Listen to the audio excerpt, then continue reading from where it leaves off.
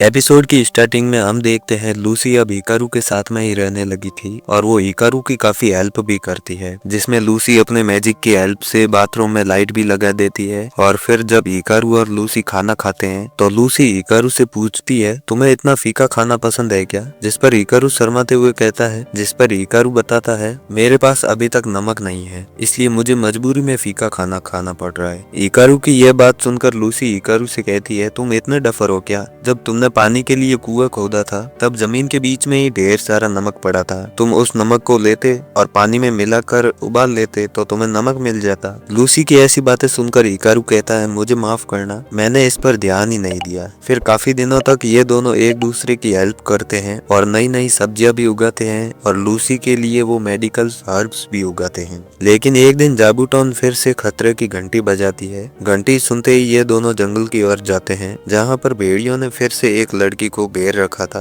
और अब की बार यह लड़की एक एंजल होती है और इस लड़की ने भी लूसी की तरह ही भेड़ियों पर पहले हमला किया था। हिकारू उसे भेड़ियों से बचाता है, जहां हम देखते हैं यह लड़की अपने मैजिक से एकदम ठीक हो जाती है और उस एंजल को देखकर लूसी पतली गली से खिसकने लगती है। लेकिन वो एंजल लूसी को देख लेती है और लूसी से कहती है, अच्छा तो तू यहाँ पर छुप कर बैठी है, चुपचाप मेरे पास यहाँ वापिस आ। एंजल की ऐसी बातें सुनकर भेड़िए भड़क जाते हैं कि हमारे मालिक की बंदी को डराएगी और फिर से उस एंजल पर हमला कर देते हैं। फिर हिकारू एंजल को भेड़ियों से छुड़ाकर अपने घर पर बुलाता है, जहाँ पर ये दोनों लड़कियां आपस में बात करती है कि ये भेड़िए कितने रूथलेस है और इन पर मैजिक का भी कोई असर नहीं होता। तभी एंजल वाली लड़की लूसी से हिकारू के बारे में पूछती है, जिस पर लूसी शर्माते हुए कहती है, ये मेरे हस्बैंड है, यानी पति देव है। लूसी के मुंह से ऐसे शब्द सुनकर हिकारू के मन को जो खुशी मिलती है उसके तो क्या ही कहने। और दूसरी साइड लूसी का भी चेहरा लाल टमाटर के जैसा हो गया था, जिसे देख एंजल लड़की भी काफी शौक होती है। फिर वो खुद का इंट्रोडक्शन देती है कि मेरा नाम टिया है और मैं एक एंजल हूँ, मुझे आपसे मिलकर काफी अच्छा लगा।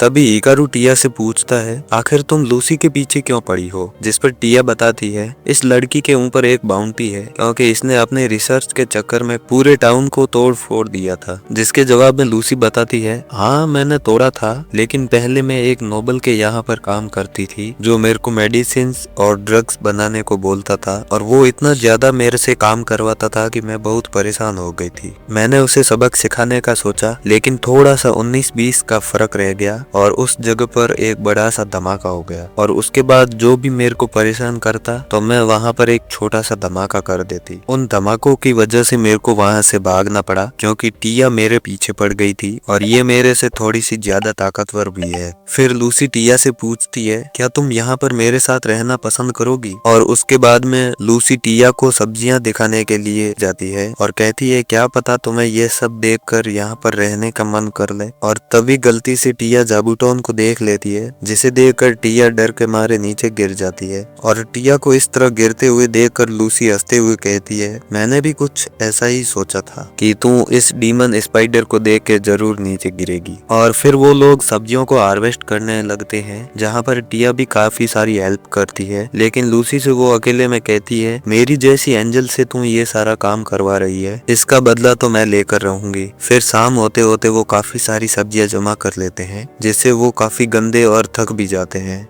लेकिन टिया अपने मैजिक की हेल्प से पूरी साफ हो जाती है, जिसे देखकर लूसी भी वैसा ही करती है। और इन दोनों लड़कियों को देखकर हिकारू काफी जेलस होता है कि अगर मेरे पास मैजिक होता तो मैं भी इतनी आसानी से साफ सफाई कर लेता। और उसके बाद रात के टाइम लूसी टिया से पूछती है, तुम्हें आज मजा आया या नहीं? जिस पर टिया हाँ में सिर हिलाती है। तो लूसी टिया से कहती है, हाँ तो हो गया फैसला, अब से तू यहीं पे रहने वाली है, जिससे मुझे भी काफी सारी हेल्प होगी। और ये कहते हुए लूसी टिया की और एक एविल स्माइल करती है। फिर हम देखते हैं टिया भी अब यहाँ पर रहने लगी थी और वो फार्मिंग और दूसरी चीजों में भी काफी हेल्प करती है। फिर एक दिन टिया हिकारू से पूछती है, क्या हम थोड़ी और सब्जियां उगा सकते हैं? जिस पर हिकारू बताता है, फिलहाल तो हम हमारी मैक्सिमम कैपेसिटी पर काम कर रहे हैं और अगर इससे ज्यादा उगाना है तो हमें और लोगों की जरूरत पड़ेगी। और हाँ, मैं मानता हूँ कि तुम मैजिक से और ज्यादा काम कर सकती हो, लेकिन फिर ज्यादा सब्जी हो जाएगी जिसे हम पूरा खा नहीं पाएंगे और बेकार में ही सारी सब्जियां खराब हो जाएगी। और दूसरी तरफ हम देखते हैं कुरो और यूकी की अब थर्ड जनरेशन ने जन्म ले लिया था, जिससे अब भेड़ियों की फौज तैयार हो रही है और उस फौज के लिए वो छोटा सा कमरा अब छोटा पड़ने लगा था, इसलिए हिकारू उनके लिए एक बड़ा सा डॉग एरिया बना देता है। और दूसरी तरफ जाबूटोन के बच्चे भी अब वहां से जाने लगे थे। तभी टिया हिकारू से कहती है, इसलिए मुझे थोड़े दिनों के लिए बाहर जाना पड़ेगा और हाँ, मैं बहुत ही जल्द वापस आ जाऊंगी, तो तुम टेंशन मत लेना। फिर थोड़े दिनों बाद ही टिया कुछ एल्फ लड़कियों के साथ में वापस आ जाती है और इन एल्फ लड़कियों के लीडर का नाम लिया होता है। उसके बाद हमें पता चलता है कि इन एल्फ के घरों को ह्यूमन वॉर में बर्बाद कर दिया गया और उसके बाद में ये अब तक भटक ही रहे थे। उसके बाद टिया के कहने पर हिकारू उनको साथ में रखने के लिए मान जाता है और अब एल्फ के आने के बाद हिकारू का घर छोटा पड़ने लगा था, इसलिए सारी एल्फ मिलकर एक बड़ा सा मेंशन बनाने की तैयारी में लग जाती है। इनका घर बनाने में हिकारू ज्यादा कुछ हेल्प नहीं करता है, सिर्फ पेड़ काटता है और बाकी का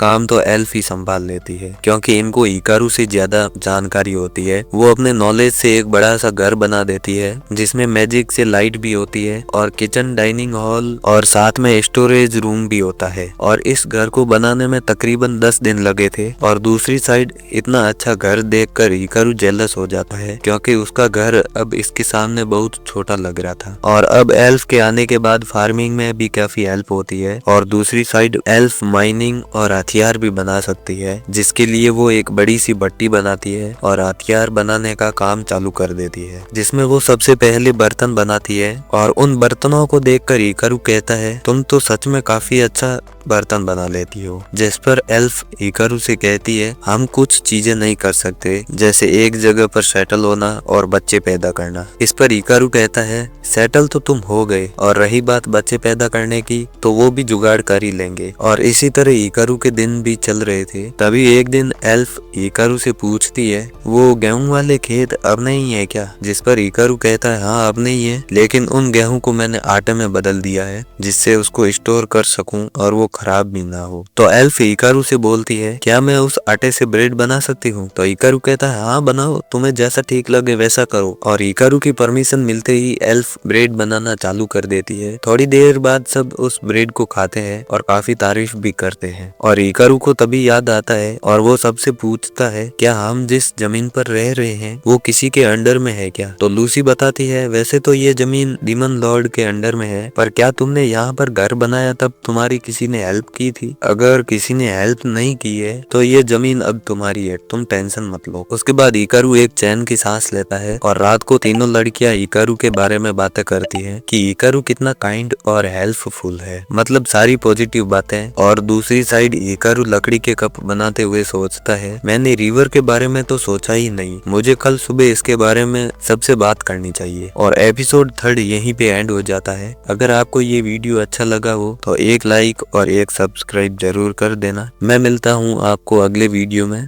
तब तक के लिए टेक केयर।